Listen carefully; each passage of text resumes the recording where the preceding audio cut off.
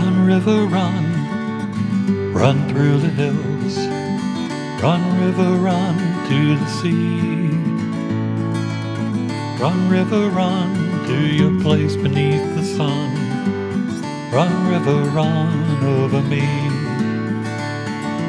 Run through the land, you run through my soul. Bring me wisdom and peace.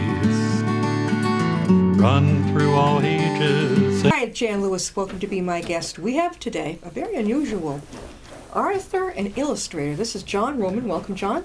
Thank you, Jan. He is the author and illustrator of the book, The Art of Illustrated Maps. Now, I don't know about you, but I grew up with maps, but not the way I'm seeing a lot of them in here. John, what got you into this? I'm a full-time freelance illustrator, and I've been specializing in illustrated maps for the entirety of my career. And I always felt that there was a need for this type of book because there are. Well, I could read the copy in the back of the book, which will explain it. It says, while literally hundreds of books exist on the subject of cartographic maps, The Art of Illustrated Maps is the first book ever to fully explore the world of conceptual, imaginative map making. It goes way back, which right? is what this is. Is that there are many books out there about maps and cartography, but there is nothing out there that spoke about my specialty as an artist. What got you interested in cartography? I think I've always been interested in it to some degree. I have architectural interests as well as the map making interest. But my, if in the preface of this book, there's a short story about. When I was younger, one of the first things I remember drawing was an illustrated map of the home where we lived and all the different fixtures in the area. And it dawned on me years later that it was odd that my very first drawing would be an illustrated map, and then decades later, I'm doing that for a living. I'm earning my living at it. So, did you go from high school right into this, or what did you do? No, I went into high school. After high school, I went into the Army, and I was in the Army for a few years, and then I got out, went on the GI Bill, and got my went to Suffolk University, New England School of Art and Design at Suffolk University. Oh, yeah. And then from there, I went off freelancing, and I was actually I sort of specialized in graphic design. I was a graphic designer / illustrator. And that's over the years of working as an illustrator, and I was doing numerous other types of illustration. I slowly gravitated into into illustrated maps. Now, the author part, where did that come in? I've always been writing. Yeah, even as a kid, I was writing comic strips, and right out of art school, I landed my first nationally syndicated comic strip. Now, which was? It was called Gunther, and it was in some papers locally here. So there's always been the desire to write and draw and combine them together, which is what this book does. Where would you like? We've got some beautiful pictures in here. Where would you like to start? Any particular ones that are your favorite? I think I'd like to explain to the viewers who may not know what illustrated maps are, and some people don't really know what that means, is that illustrated maps are conceptual maps of the imagination. They're not cartographic maps. They're not geographic. They're not mathematical. They are based on the imagination of the artist. So the first images that I think would be interesting to see would be the images of London. There are 4 different images of London in there. I can find the pages here. So I noticed they have this very individual, almost not sci-fi, but fantasy in some of them. Right, fantasy exactly. Touch on the maps. If you turn to page 56. Alrighty. I compare a traditional road map, a technical map, being to scale. Yeah, here you go, Paul. Yep. It's a to-scale map. I compare that to what illustrators do. Illustrators will draw, like for example, in the book I talk about London, about a map of London, and then I show 4 examples on page 55 through the next few pages, and I show 4 different examples of the same subject. Which is the maps, like different interpretations. Illustrated maps of London. Yeah, this is great. Yeah, those are. These are the different interpretations. The one on the left is Catherine Baxter from London. Like that red. What is that red road there? That's just the way this artist. That's actually the Thames. The Thames The River. Thames River. And then this one over here is... That's the same thing. It's That's the same thing. London with the Thames River. So you see there's quite a difference in Yeah. the way these artists are interpreting Very different. different landscapes, and that's what map illustrators do. In fact, is you and I and everyone else does this exact same process in your mind. Yeah. Your mind creates an imaginary, creative rendition of the road to work, or the road to school, or the Landmarks. road to... Right. What I see is the landmark. And you'll see, and especially in Catherine Baxter's map, Yeah. you'll see different landmarks popped out, and everything else is eliminated. And the Yeah. brain actually does the exact same thing. Even the next one was Joel Alfonte and the Red Thames. I mean, everyone's different, and no two illustrated maps, no two conceptual maps are exactly the same. It looks like a newspaper, a complicated newspaper, that one. And then look This at one I love. Right here. Jamie Malone. Right here. He's actually from London. And Jamie Malone's I think that's a lot of people see things the way Jamie is I like drawing them. But again, no two people have the exact same vision of Yeah. any one specific spot. And here's London with 4 different views, I four love different it. interpretations. I see. I like the colors in it. Yeah. Now, how did you come across being able to have them for the book? Well, once I got the book taken on by a publisher, then I had to. I knew I had to fill in. It's a showcase chapter, and I first should explain the breakdown of the book. There are 4 parts to it. The first part is the history of illustrated maps, and it goes back to the very beginnings of how this art form evolved. The second part is all psychology, how what we just talked about, how the brain does the exact same thing that illustrated maps do. The third part is process, which shows me designing and building a couple of different maps. And the fourth part is a showcase chapter. It has, where my work doesn't show up at all. And we see map illustrators from all over the world, from Europe and from Asia, from the Mediterranean, from the United States as well. And so when I knew I had the showcase chapter, I needed to fill that up. So I started researching, and I knew several of these people just through their work, and it was a thrill to be able to get What to. page is the showcase chapter on? The showcase chapter starts. He would know what page of his own book. I can't remember what page. No, it's just in the back. I don't know the page number. The work it takes to make a map of its own, I but know, then to I know. add the creative touches. How long Okay, would it here we take go. you to do one of these?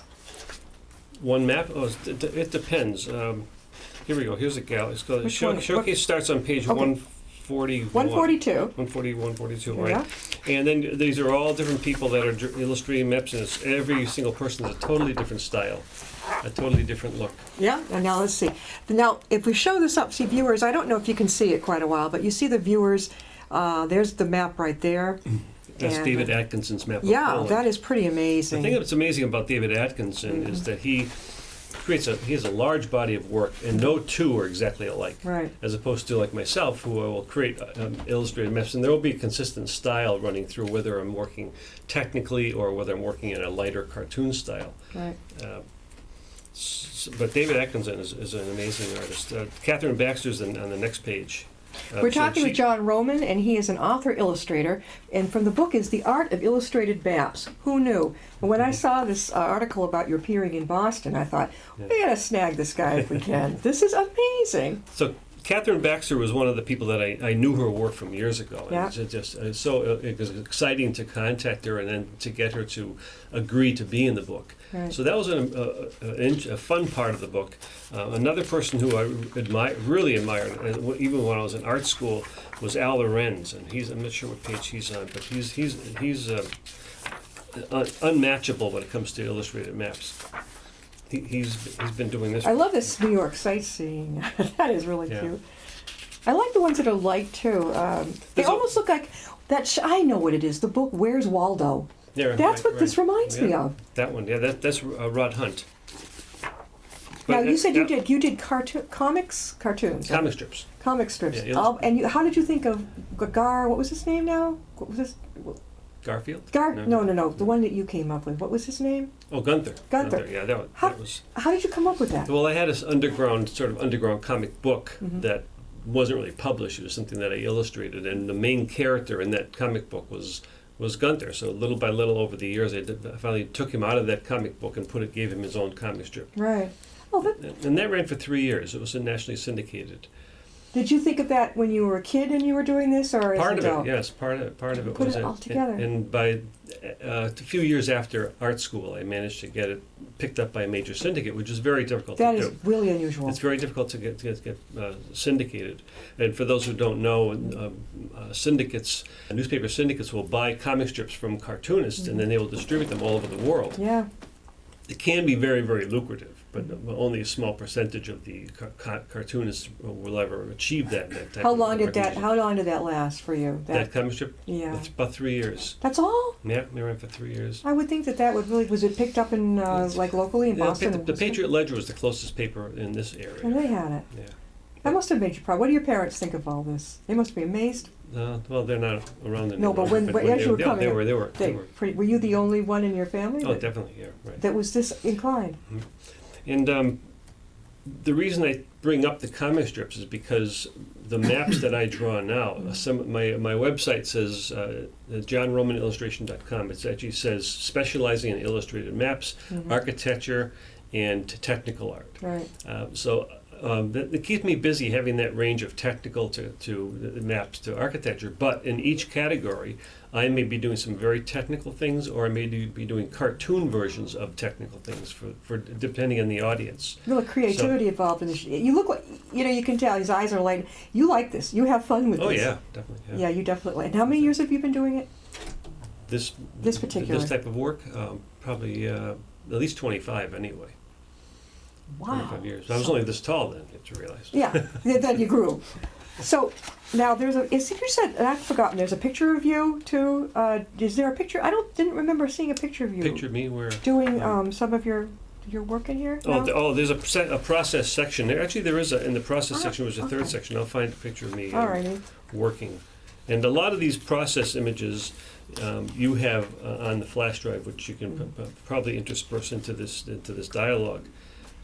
But there's a picture of me working on. Yeah. I thought maybe I saw it, but then I'm like, I'm not particularly sure if we did. I'm going to go back here for 1 second. Yeah, but there's going to be a flash drive in on this, and you're going to see a different part of the show too, showing John's different Okay, there's a works. small picture of me on page 107. On 107, is That this something I wonder we can and, catch? Oops, no, we couldn't get that on. No. Now, when was that taken, John? That's probably just a couple of years ago. That's me drawing the map for Adrian College. Where is Adrian College? In Michigan. Michigan. And a big part of my career now is, and has been for at least 10 or 15 years, creating illustrated maps of college campuses. And I have several of them on my flash drive, so you can look at them. Any chance you've done Plymouth State University in New Hampshire? No, No. but I've spoken to many of these colleges, and Yeah. it's a matter of sometimes I'll send samples to colleges and they'll hire me right away. Yeah. Other times it'll take 3 months, and other times it'll take 3 years to get hired. Let me tell you, up in Plymouth, it's in the White Mountains area of New Hampshire. Mhm. Well, that would be not only fun to go up there for you. That's where I went. Gorgeous country. Yeah, there are several of my college campus maps in this book, but this particular one, Adrian College, I show it in the process from the very beginnings to the finished art. You see on the same page is a rough sketch that's been marked up by the client. And it says the inking the final Adrian College map illustration. The final inked line art in relation to my drawing table surface. Right. So you have one of those. It's a very large table, and some of these maps are huge. Some of them are.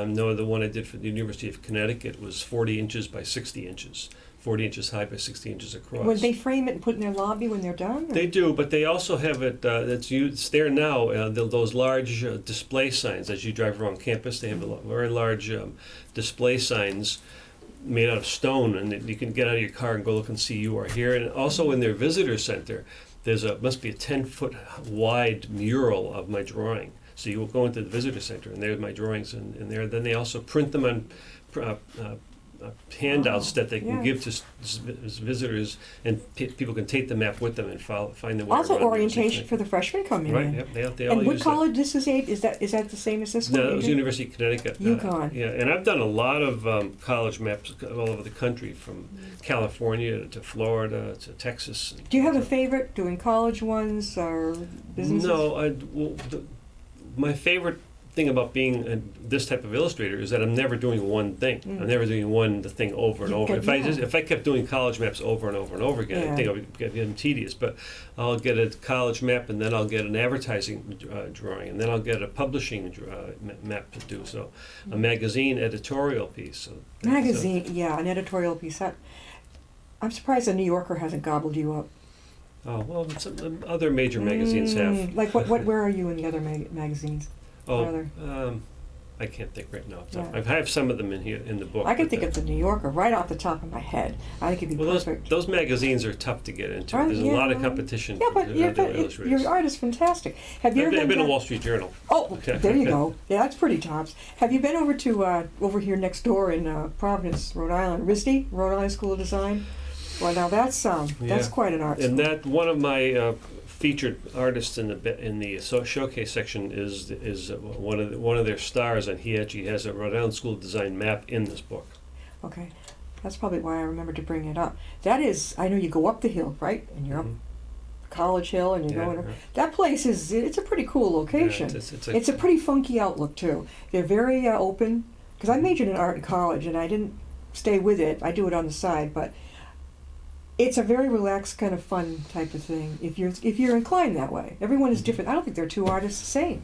Yeah, that's exactly the truth. Same thing with these maps. No two map illustrators are doing the same type of work. So, John, when somebody comes to you, let's just say, town of Upton came to you and said, we would like a map of the town of Upton. So you could give them a choice, because you're so talented, of being, would you like it to be kind of a fun with the different landmarks, the fun that you do, fun, or very serious, right? Either or. I think that's odd. How long would it take you to complete it, do you think? It depends. It really depends on how many landmarks need to be in the map. There's I did one of historic Concord 3 years ago, and I also did one of the town I lived in, Situate, Massachusetts. Yeah. I did, so you did it up there too, and Concord. Concord, is Situate smaller than Concord? It's about the same. It's about the same. And there's so much artistic license that goes on into the development of these maps that can take a lot of liberties. When my maps are finished, a person from Upton could look at the Upton map and recognize it, even though the scale is way off. The scale would not be anywhere near what. So it might take you months to do it, right? Right, it could. There was one map I worked on, again, the University of Connecticut map. That took me over a year, but not full time. At any given time, I may have anywhere from 4 to 9 projects going all at the same time at various degrees of completion. Right. So the University of Connecticut map, for example, was a map that I'd do a rough sketch, send it to the client, and then they'd sit on it for a month, and I'd work on some other projects. Then it would come back, but it took a year to in other words, complete I found that too. You send something back to somebody that's done for them, and then you wait for months for them to. Why does it take some people so long to figure out what they like?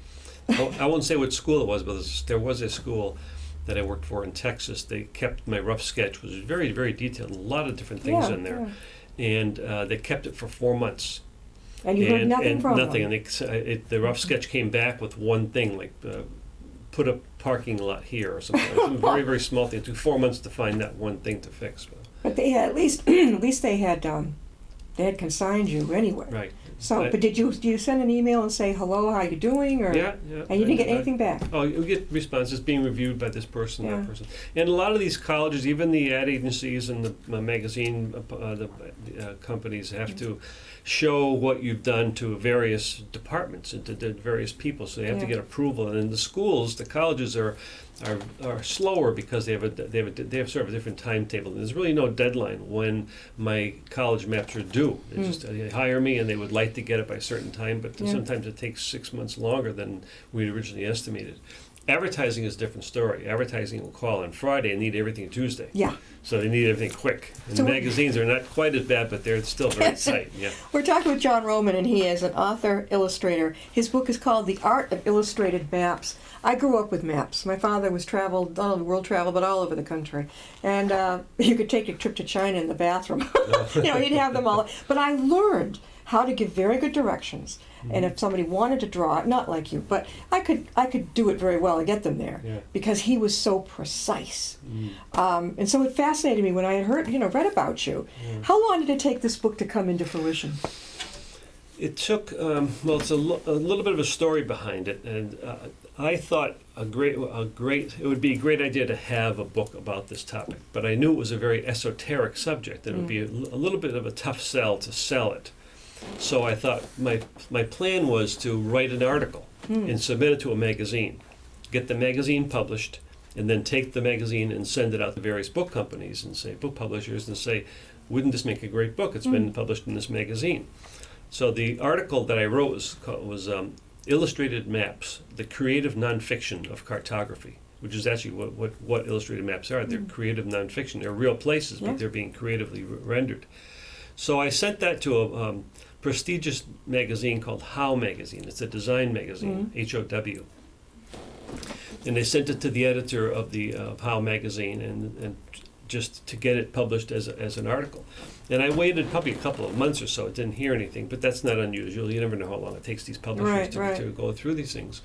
Well, the editor's name was Sarah Whitman, so I'm indebted to her because she took the article and went over to the other division, which was How Books. Yeah. And she said to the editor of How Books, this should not be an article, this should be a book. Exactly. So the editor of How Books called me and said, Sarah Whitman just gave me your article, and she said this should be a book, not an article, and would you like to write a book around it? Sure, yeah. And I said, sure. I'm not going to argue with him. So. And you had written before, you said, Yeah. that didn't come hard for you. Yeah, you knew how to do Well, it. the difficult part was they wanted 60,000 words. 60,000? 60,000 words in 8 months. Whoa, in 8 months. In 8 months, and plus I had to get all the images together, plus I had to keep my freelance career going. So I had to do How did you do this? It was just a lot of work. I just was determined to get it accomplished.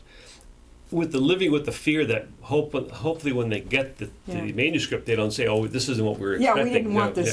But they went right along very smoothly. And so you work at home. You have your own studio at I have home. my own studio at home, right? And John is from Situate, which Right. is not far from where I used to live with my parents in Hingham. It's It's beautiful up there. Yeah, I remember being able to look out from my father's office in our condo and I could see. Is it what shipyard with the It's the Hingham shipyard. I Is think, it? yeah. And I can remember seeing that big like dinosaur. What is it? Oh, that's the Weymouth Four River Bridge. I think you're talking about. Yeah, it wasn't a bridge. It looked like a great big Oh, I don't. a construction site thing. Maybe it was. Yeah. But I remember a shipyard. Yeah. So would it be a Hingham shipyard? There is a Hingham shipyard where during World War II they built All right. dozens, maybe hundreds of ships during those 3 or 4 years. Do you have any more books coming out like this? Well, I'm working on a couple other ideas, and the publisher is reviewing them. But while I was working on this book, the editor called me back and he said, "We were just digging through our files and we found an old manuscript you sent us a couple of years ago." Oh, I my said, "Really?" I said, Really? and it was a book called 50 Markets of Illustration, all the different ways illustrators can make a living. One of those markets is illustrated maps, but there are 49 other ways illustrators can make a living, as opposed to people just think of graphic novels and they think maybe magazine drawings, but there are 50 different ways to earn a living. So the editor called and said, "I found this other manuscript. Would you like to have this published too?" And I said, "Well, I can't do them both at the same time." He said, "Well, it's all done. Would you like to do? Wondering if you'd like to do it as an ebook." Oh. So I said, sure. So they just took it and they turned it into an ebook. So the ebook came out before this book came out. It did? It came out in when September 2014. This book came out in October 2015. An ebook before this. Right. And the funny thing is, I find humorous is the fact that I don't even own a Kindle. So I've I don't either. I've never held an ebook in my hand. No. But I wrote one. So It is funny. So figure that one. Frankly, I don't want one. Not yet, but I Yeah. like to feel the... No, me too. When I got this in the mail, John had mailed this to me. I mean, you could tell it was unusual. When I opened it, I said, "My God, that's a gorgeous." It's the design on the cover. And I You had did that nothing- yourself. I had nothing to do with You that. didn't? I sent everything to the publisher, and And they did it. They have incredible designers there at How Books who put this whole thing together. Right now, How Books, they used to be in Cincinnati. Now they're part of in Avon, Mass. It's a part They're of in Avon. Adams Media, yeah. That's near Brockton, I think. isn't it? Was that? Is Yeah. Avon near Brockton? Yeah, I think right. So they did everything, and I just saw glimpses of it in production, and I was just totally elated with what they were doing with it. Because I don't think this way. I mean, I don't think that this graphic design part of it is not the way I think. Yeah. I can do the drawings, but I cannot assemble all the different components the way these graphic designers did so marvelously. John, how can people reach you if they would like to have copies of your book? I would say go to Amazon because Okay. I don't sell them. Okay. They're all being sold from the publisher, but the Amazon sells them, and also mydesignshop.com is through the publisher's website where Sure. they can buy them from there. Yeah. So, Awesome. but I don't sell them at every Barnes and Noble has these books. They on do, display, they have- right? Get you a Many catalog. local bookshops, like in my area, the Buttonwood Books in Cohasset has several copies. They had me come in and sign them when they came in. So there's a So you give the book- presentations, right? right. If somebody wanted to have you, maybe in a local place, wanted to have you give a presentation, are you open to that? Yes, I am. How Yes, people I've would be able to reach you at what at number? johnromanillustration.com. That's my website, johnromanillustration.com. And my email address is john@johnromanillustration.com. Right, it's I've given R-O. talks about this at the Boston Public Library, which was the inaugural talk, and it was That's a challenge. Yeah, it was held by the Boston Map Society. Yeah. And then did a talk at Hingham Library, Yeah. Lexington Library, Yeah. actually Lexington Adult Continuing Education, Suffolk University. I'm doing one soon at Springfield Art Museum, and in September I'm going to be doing a PowerPoint show on this book at the New York Public Library. So you're going to travel a For the little mayor, bit. right? We've just been speaking with John Roman, and he is the author and the illustrator of The Art of Illustrated Maps. And it's a beautiful book, and I highly recommend it. And we're going to have some pictures. We're going to say goodbye for now, but we have some pictures that my co-producer is going to try and get in. We've got the is it the JPEG? Yep. We've got that here, and we're going to get some more on board so that you can see more of John's wonderful work. John, thanks so much for coming. Thank you. We'll see you Thank next time. I'll be my guest. Oh.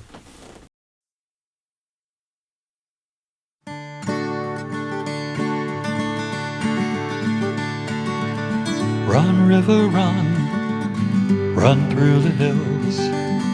Run, river, run to the sea. Run, river, run to your place beneath the sun. Run, river, run over me. Run